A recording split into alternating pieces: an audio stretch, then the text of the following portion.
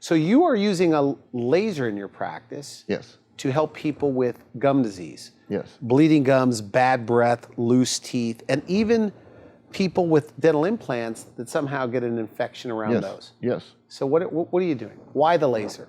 Well, really what led me there was my quest to find some way to treat those sick implants. Now, most implants don't get sick, but the ones that do, it's just a real headache. And the current world literature says there's no answer for it.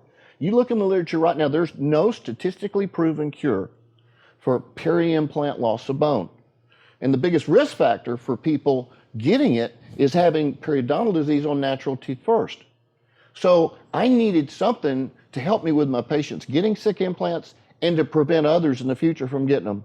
And so I found some success with some other lasers early on, and that eventually led me to the Millennium laser, which I believe is the state of the art.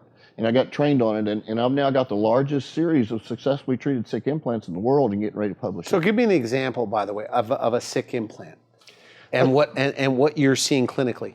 Well, the implant, if the patient pushes on the gum tissue or the dentist next to the implant, a little bit of pus or blood will squirt out.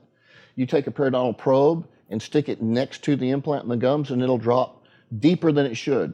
Next to an implant, you prefer to have a 3 to 4 millimeters at the most depth you can put that probe, but it may go down to, depending on how bad it is, Randy, it could go down almost all the way to the bottom of that implant because the body's trying to reject the implant because of this disease process going on. So you got a bacterial infection Yes, sir. against the implant. Yes, sir. So what you're doing is what? This laser beam that was developed by these folks to treat that same cause around natural teeth, okay? Let's first talk about natural teeth.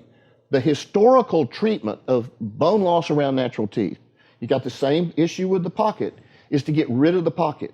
There's two ways to do that. One is the surgical approach, two is the laser approach.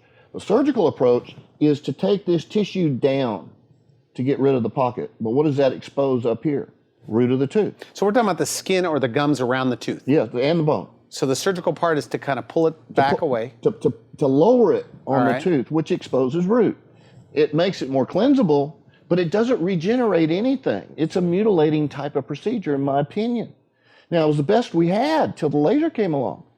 But this laser is phenomenal what it does. It goes in there and it nukes all the bad things that are in that pocket, which are the pathogenic bacteria and epithelial invagination, which is the body's trying to heal the tooth out of there.